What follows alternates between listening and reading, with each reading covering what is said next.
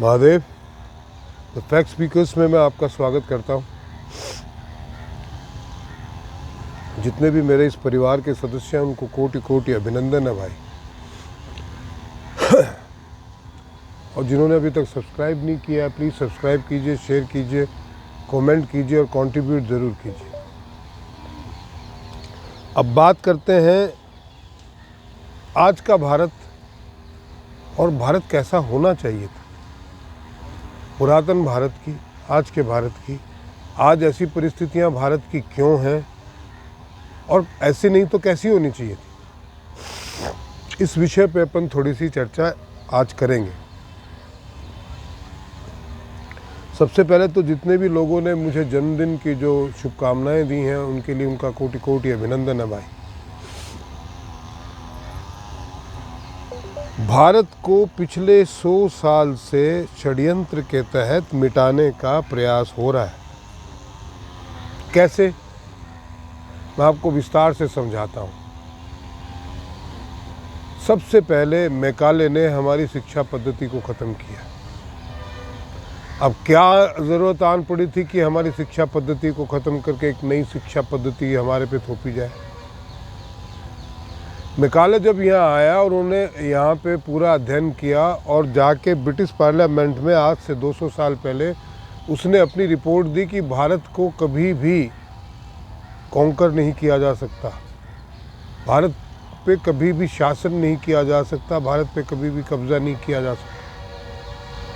तो British parliament ने पूछा क्यों?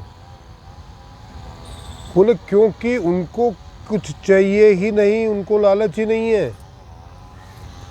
तो आप उनको अपनी तरफ मिलाओगे कैसे?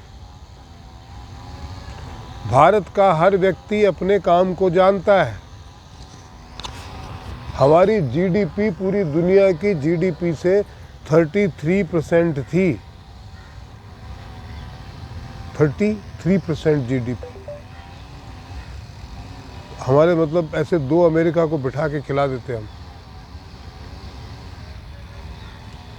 वो इसलिए थी कि हमारा सारी जीडीपी का संचालन जो है मठ मंदिरों से होता था। मंदिरों में चढ़ावे आते थे, उन चढ़ावों से मंदिर जो है गुरुकुल की व्यवस्था करता था। उस गुरुकुल में अध्ययन के साथ साथ वेदशालाएँ होती थी, आयुर्वेद शालाएँ होती थी, गौशालाएँ होती थी। वहाँ से आपका यूथ जो है ज्ञान लेके निकलता था। साइंटिस्ट बन के, डॉक्टर बन के, आर्कियोलॉजी का कोर्स करके बहुत बड़े बड़े विश्वविद्यालय थे। उनका सबका संचालन मंदिरों के फंड से ही होता था, मंदिर ही करता था। और मंदिर में हज़ारों लाखों जो पिलग्रिम्स आते थे श्रद्धापूर्वक, उनके लिए आसपास दुकानें थी, व्यापार फलता फूलता था। हम पूरी दुनिया से व्यापार करते थे, मसाले हम पूरी दुनिया में देते थे और अनन्य वस्तुएं जो भारत में नहीं होती वो लेते थे।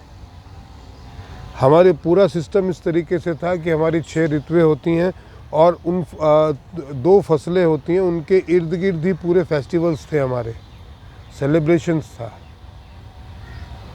आस्था, धर्म, कल्चर सबको इस तरीके से जोड़ के रखा हुआ था कि हम परिपूर्ण रूप से वैभवशाली थे।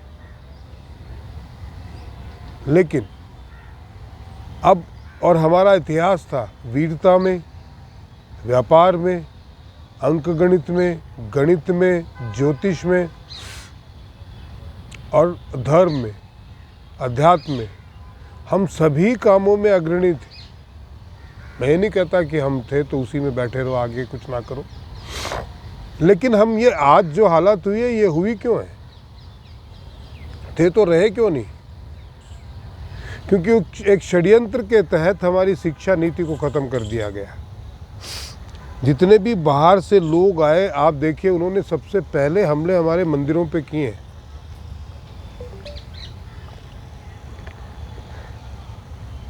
क्योंकि मंदिरों में निश्चित ही उनको पता था कि बहुत अधिक धन है।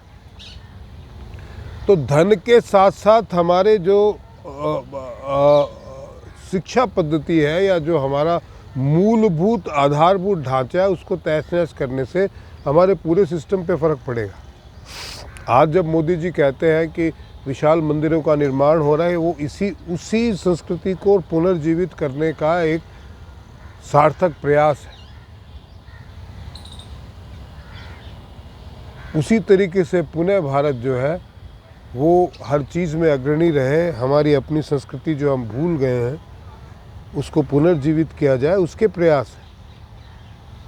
संस्कृत हमारी मूल भाषा होती थी, दक्षिण से लेके उत्तर, पूर्व से लेके पश्चिम तक सर्वमान्य भाषा थी, और जितनी भी क्षेत्रीय भाषाएं वो संस्कृत से ही निकली हुई हैं। तो संस्कृत किसी का कोई वाद विवाद ही नहीं था। अगर साउथ वाला अपनी बात कहना चाहे या नॉर्थ वाला अपनी बात कहना चाहे तो वो संस्कृत में आराम से बात कर सकते थे, वो सर्वमान्य थी, सर्वप्रिय थी। इन्होंने आके हमारी भाषा को ख़त्म करना शुरू किया। मंदिरों में बोला आप ये क्या पूजा पाठ करते रहते हैं, तो बेकार की बातें हैं। ध्वस्त किए, हमारे ग्रंथों को ध्वस्त किए।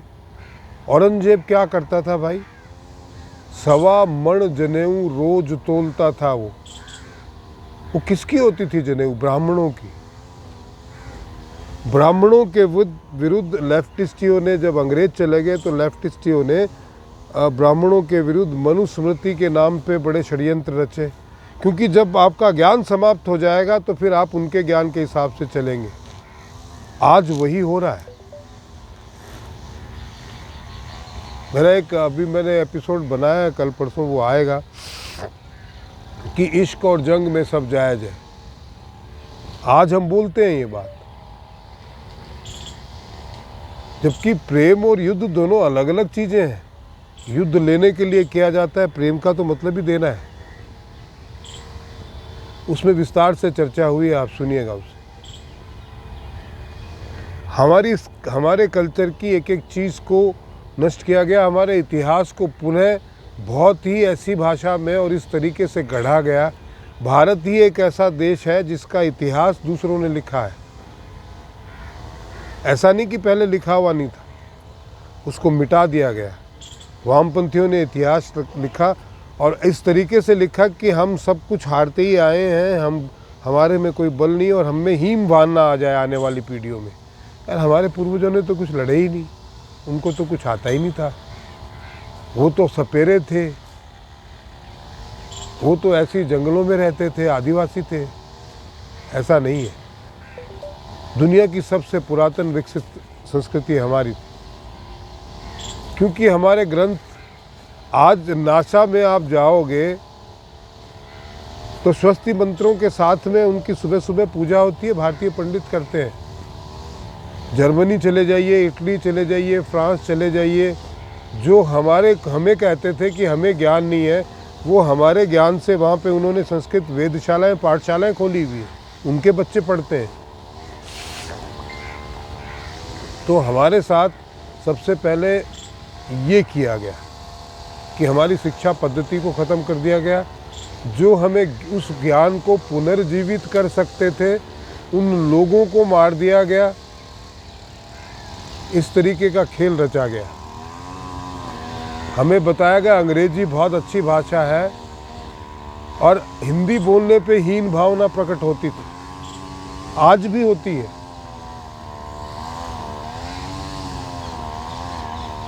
ये कहानी है। भारत की भारतीयता को ख़त्म किया गया। आज तो संस्कृत कोई बिरला ही पढ़ता है, बोलता है। अंग्रेजी हमारी भाषा नहीं है, हम सीख नहीं पाए, और सीख भी गए तो अंग्रेजी, जहाँ अंग्रेजी है वहाँ देख लीजिए, वहाँ क्यों नहीं संस्कृति है। हमें माँ बाप का सम्मान करने से लेके हमारे पूर्वजों का, पशु पक्षियों का, जीव जंतुओं का, सबका सम्मान करना सिखाया जाता था। परिवार के महत्व को समझाया जाता था। आज क्यों नहीं है भाई?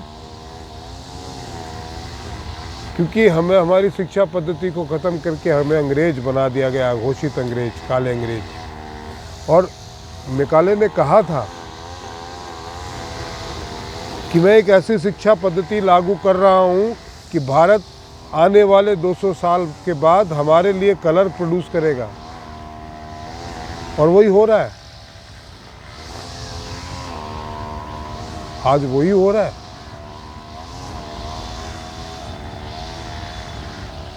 और भारत आने वाले समय में विकसित भारत बनेगा। तब देखिएगा आप 2028 के बाद हमारी वैदिक जो संस्कृति है उसे पुनर्स्थापित करेंगे,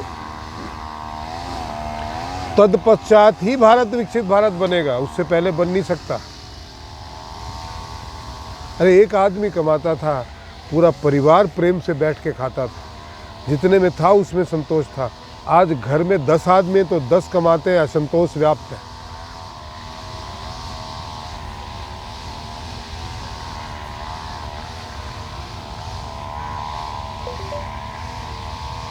ये हाल है भारत।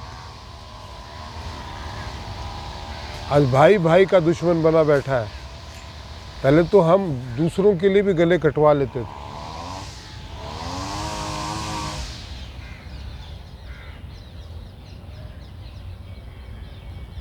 हम अपनी बहन बेटियों के लिए, चाहे वो किसी की भी हो, उनको बहन बेटी समझते थे, और उनकी इज्जत पे कोई आँच ना आए उसके लिए गर्दनों तक कटवाई है लोगों ने। राजस्थान का तो इतिहास भरा पड़ा है। ये फर्क आया है 100 साल में, 200 सालों में भारत के खिलाफ षड्यंत्र रच के यहाँ आंदोलन कराए गए, यहाँ पे लेफ्टिस्ट कल्चर को स्थापित किया गया, आपस में लड़ाया गया, फिर कन्वर्जन शुरू हुआ, बहुत सारी चीज़ें की गई। और आज परिस्थितियाँ ये है कि हम अपने ही देवी देवताओं को गालियाँ देते हैं, हमारे ही लोग, बिना जाने, क्योंकि जानते ही नहीं।